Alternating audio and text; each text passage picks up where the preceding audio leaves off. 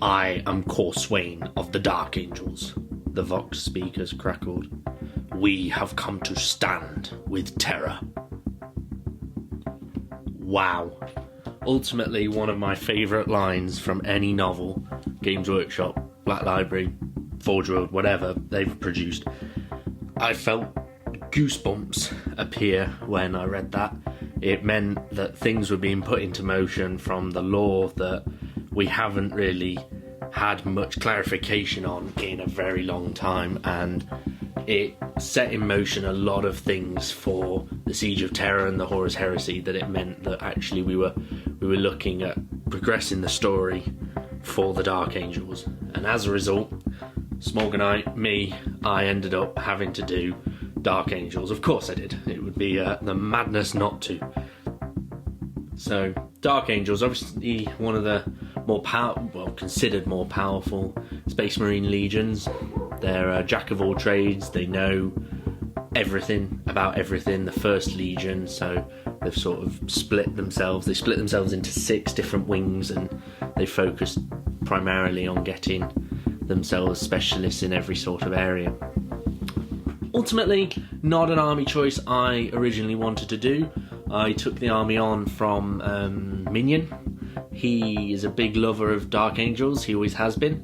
I originally used to play Night Lords, so to me it was never in the picture to play Dark Angels. So naturally I perhaps am as confused as some others that are out there that go, "Oi, you started out with Night Lords, what are you doing going over to Dark Angels?" Basically, the Forge World models, the new sculpts of the Forge World models are absolutely beautiful.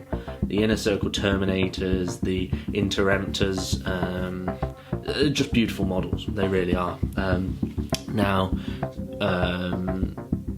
Minion actually gave me some of the Inner Circle Knights. He gave me 10 of them, and I just started painting them up sort of for strategic painting for the studio, just so that the studio had got a Dark Angels force, and I sort of fell in love. And what they say is history, the rest is history.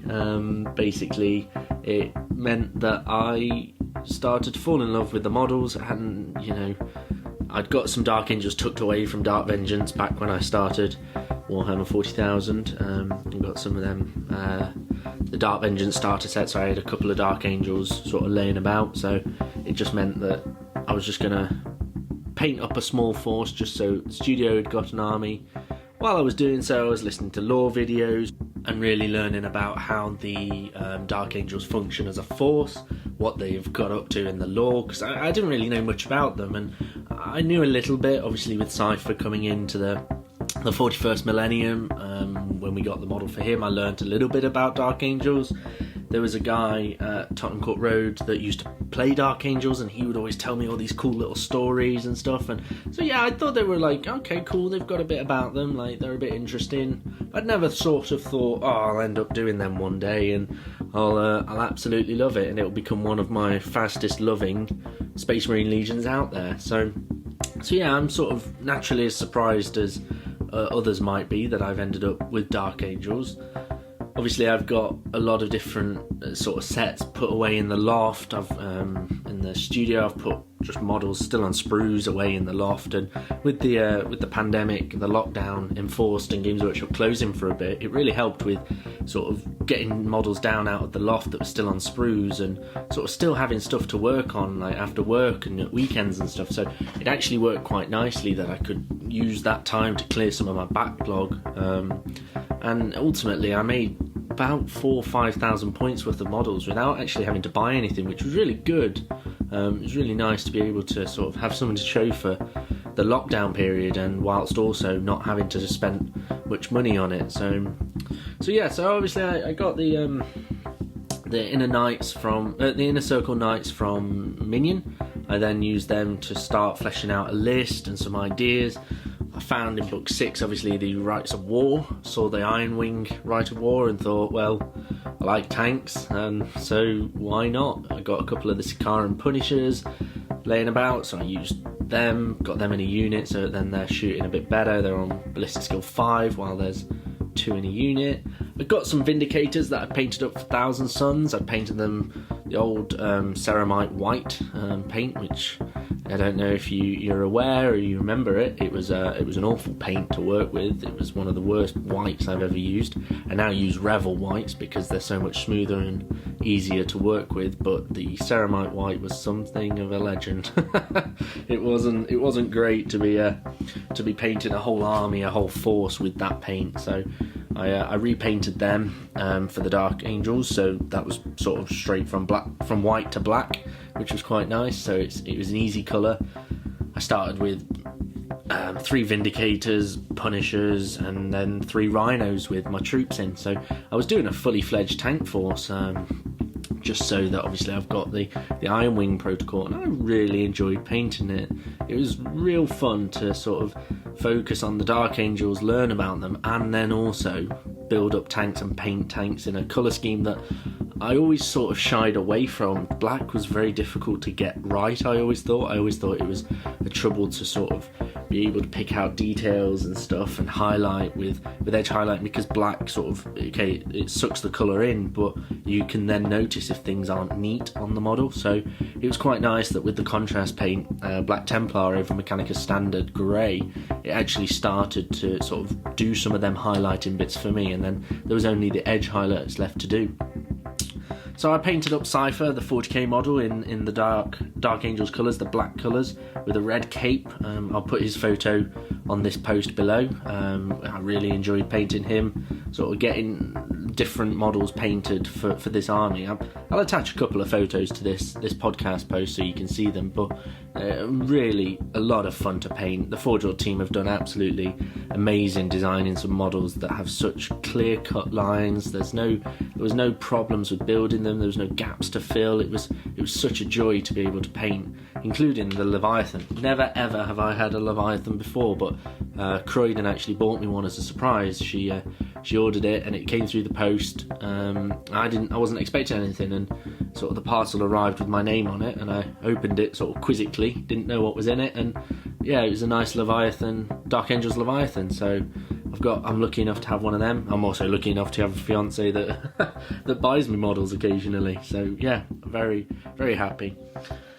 So Dark Angels obviously are a fan of plasma. Well, they're a fan of everything, I suppose, but plasma. You get a plasma cannon dude in the Dark Vengeance set, so you sort of... I've got a couple laid around. I think I'd got 3 or 4 laid around, all of the same model, all plasma cannons with the Dark Angels symbol on, which was quite nice. So it meant that I could focus on getting a heavy weapons squad without having to buy many more. But luckily I found a few on eBay. Well, I say a few. I ended up with 10 of the same model in the heavy weapons squad, just so that I'd got the special Dark Angels cannon with the Dark Angels sword logo on it. Just, it looks cool, and yeah, okay, it's 10 of the same model, but it's a bit of fun, you know. It's my hobby. It's my hobby, and if anybody playing against me sort of says, why have you got 10 of the same, I'll sort of tell them the little story. But yeah, I managed to scrounge together a couple of nights ago, actually. I managed to scrounge together enough bits to make a 5-man heavy bolter squad. So another heavy weapons unit with specialist ammunition. That was a lot of fun, sort of going through all my bits boxes trying to find, because I know I've built over 60 Mark III Marines, so I knew I had the Mark III style looking heavy bolter somewhere, so it was nice to have to like ferret through and find the bits to be able to make a full squad of 5 men. So yeah, managed to get that put together in, I think it was over an evening actually. I sorted that out. But yeah, I've also got some Ravenwing bikes from 40k, which I'm using in 30k because they're very Dark Angels-y. They have obviously the wing lapel on the front of the bike. They also let you take 2 plasmas, which obviously fits for the heresy ruling, so that's quite nice.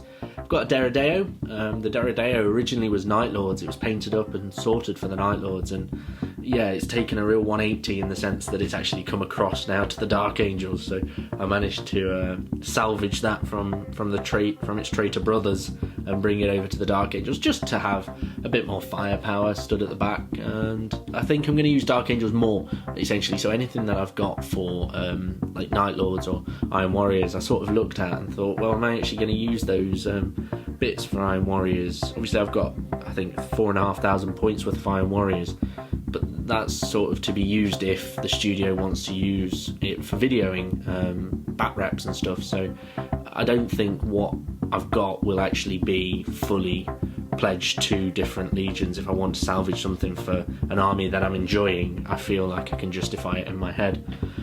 Also, until the Lion himself actually comes out, I only have one Lord of War for this army. It's quite nice. Me and Minion have sort of discussed it and discussed the army plans and stuff, and we've both said that we're actually going to try and stay away from getting D-weapon tanks. So the Volcano Cannons, your Shadow Swords, your sort of Titans.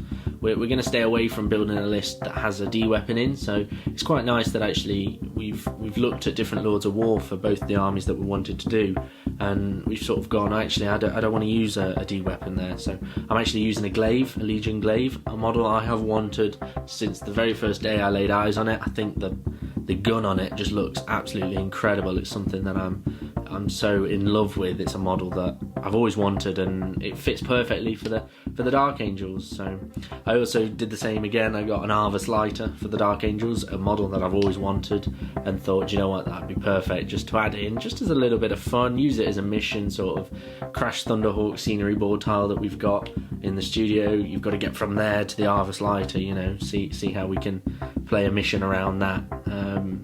But then finally, the last model that I actually painted, I finished painting it last night entirely. People may know that I had a Stormbird for the Thousand Suns. Then I had a Stormbird for the Custodes when I repainted it and resprayed it from the Thousand Suns colours, because I wasn't going to use Thousand Suns as often as I'd like. I then spoke to everybody in Strategic Painting and said, look, do you mind if I sort of house rule that the Stormbird can be taken by the Custodes? Because in the fluff, obviously, in the lore, they've got Stormbirds. They use Stormbirds quite heavily.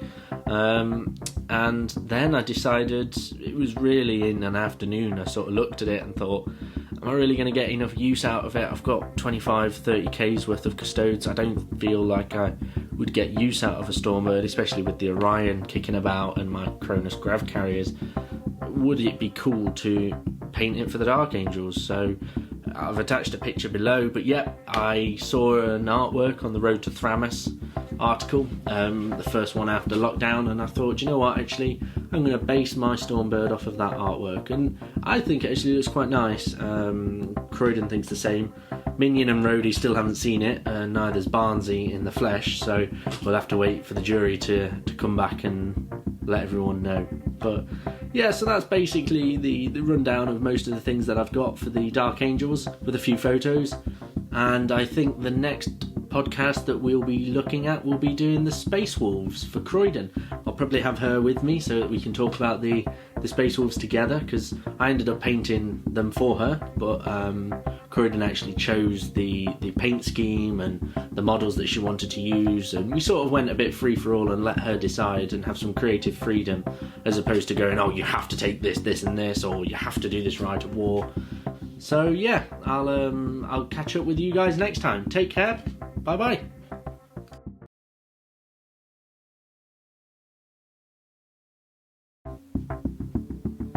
Hello and welcome to the second part of the Solar Legion podcast. It's Smorganite speaking, and I'm going to be taking you through what's changed since the last time I did a podcast, before the next wave of Dark Angels releases in 2020. So we got the Lion, we finally got the Lion, and Book 9 Crusade, which gave us a plethora of new rites of war and new ways to play the army, along with a couple of new units, which was a lot of fun to be able to sort of look at that, like the Firewing unit, the Cabal, and you know the Exendio Automata. So yeah, a lot of really cool things came out of that book, which was great because it meant that we could sort of flesh out our Legion a bit more and make it a bit more unique, as opposed to sort of having the same units that could be seen in any Legion. It meant that the Dark Angels finally got the love and attention that they deserve.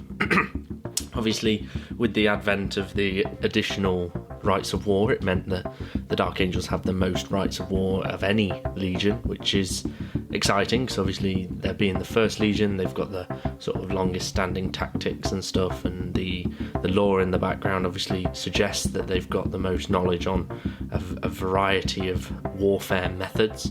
So that was quite nice as well. On the webpage, on our strategicpainting.co.uk gallery, I've got the Dark Angels set of photos up there, and in there I've actually put together a Primaris Lieutenant, obviously not legal for competition games or anything, but for Rule of Cool here at Strategic Painting, why not? It's a cool model. So I used the Lazarus model as a conversion, as a base, and then added in a Tyrannic Greatsword and put on his shield a lion. I've called him Artoris Lion Shield, just something a bit different, just something to make it a bit more 30k really something. And that's a model that now is my go-to Praetor with the Artificer armor. I said that in the background the Emperor of Mankind gave it to him as a gift for his force arriving on Terra to stop the siege of Terra just in time. So on the webpage as well, I've sort of put in Cypher. I mentioned this last time, but I've put in Cypher, the 40k model, just as a sort of painting project. It was the only Dark Angels model I had for a very long time, purely because the model came in the Triumvirate of Guilliman. So in that you got Guilliman, Grandmaster Voldus and Cypher, which I was down in London at the time. I was actually working at Warhammer Tottenham Court Road, and it just seemed like a natural progression that I'd get it, and that obviously meant that it came with Cypher. So being the Night Lords player at the time, I chose not to build him up and paint him up and save him for a rainy day, and that rainy day came when obviously I started doing my own force of Dark Angels. And on there I've put together a couple of unique Praetors, one with a chainsword and a sword, a power sword as well. I've also put together a couple of my Terminators that I bought from Minion, that I mentioned in the last podcast. I also made the Holguin a model for him using the blade from Sanguinius's model, because I gave him the spear Sanguinius, so I used the sword to give Holguin to make the special character they released on Warhammer Community.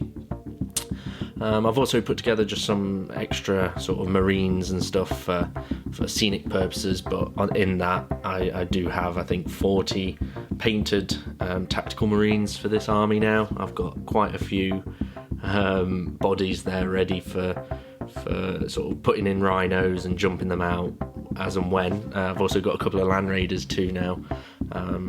Me and Croydon went down to Warhammer World, and I actually decided, you know what, we're gonna do this Legion right. We're gonna do it the way that I've always wanted to do a Legion, and sort of build it up with troops and tanks as well, which basically meant that I could sort of look at the tanks that I'd not bought before and thought, well, which ones have I always wanted but never bought? So the Legion Glaive was top of that list. That's one that I've always wanted to have, a Legion Glaive, and the fact that I was building up such a vast Legion, I thought, you know what, no time like the present. So I finally got a Legion Glaive.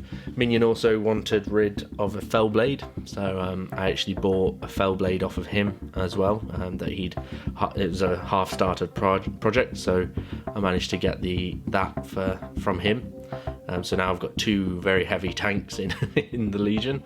I also did a couple of the Ravenwing Bikers just to make it so that I'd got the fast attack element of the Legion. So I've done them obviously as outriders with plasmas, just to make it a bit more thematic for what Dark Angels would take. I mentioned in the last one the Vindicators. I converted them up now from demolisher cannons to laser blasters just to make something a bit more unique. It also looks a bit more sort of old world tech than the actual laser destroyer Vindicator, so it looks like they've sort of had them for quite a while, and it's more of a simplistic design, so I thought that would be quite cool. So they go along with my Sakaran Punishers and the other tanks that I've got. I don't know if I mentioned in the last podcast, I'd got a Stormbird that I painted up originally for Thousand Suns, or started painting it for Thousand Suns, but the white was taking its toll, so I'd sort of not got anywhere with it. I then decided it'd go for the Custodes, and that sort of didn't go anywhere. I couldn't decide what red panels to make it so it looked like it blended in with my already 2 Orion, 2 Ares Custodes list, and I just sort of thought, well, what else could I apply that to? What Legion could this Stormbird go for? And then just before Crusade was released, they released the artwork, one of the artworks in Crusade, and it happened to be a Stormbird, and I just thought it looked so good in black with a sort of half red right wing, which I just thought looked so cool. So I had to base my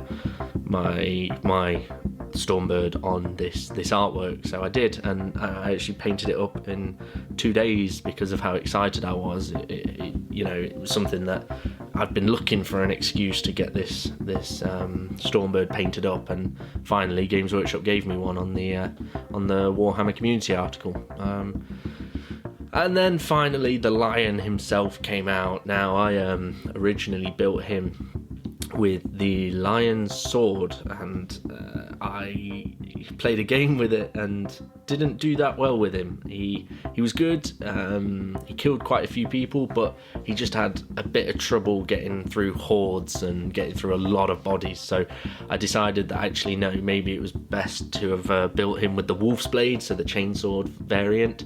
So that obviously meant that I had to just get another model, and it gave me another excuse to paint 2 of the same Primarch. So I actually then magnetised the other Primarch, the latest Primarch's head, so I could have either the helmet or the non-helmeted version, just to make it so I'd got, it's my first proper Legion that I'm doing a larger scale force of, so I felt that, I don't actually mind buying 2 of the Primarch and getting him painted up, which now I've got one on display and one in the box ready to play next time we can game. So on the webpage that I'll link in the description of this podcast, I've also put in a picture of the full army as it was. This photo on the bottom of the webpage with the Stormbird and the Derridea and the Leviathan and everything else in it was taken probably just towards when I sort of paused on the painting side of things, so there are a couple of extra bits by now. You can see we've got the Interemptors there, and we've got 5 heavy bolters and the 10 plasma cannons, and there's quite a sort of fleshed out army there. There's enough troops to sort of shake a stick at, but since then I have managed to paint a bit extra, which I'll try and get a couple of pictures of next time they're out and upload those as well. So yeah, I just thought you guys sort of needed a final collective look at the Dark Angels now that everything's out for them, that's out at the moment. This is recorded in April 2021, so if there's anything else that I add in or anything to sort of add to it, I will put that in another part. I'll make on all the podcasts, if I add to the army, I'll make a second part, like a part 2 and part 3, and then edit the titles of the first ones to be part 1s, so then you can sort of follow the journey a little bit longer than just one episode of a 10-minute ramble from me. So yeah, so as I say, the Dark Angels, they got to quite a nice sort of round completion state of gaming ready, of everything up to a size that I would take. So I will next be talking about, well, I don't know what order I'll be releasing them in, but the next one I'll be recording is the Legio Ignatum, the Titans that I've repainted in the past 9 months. I'm really, really excited to talk about that, so I'll be recording that one next and publishing it very soon. So thank you very much for listening. Take care.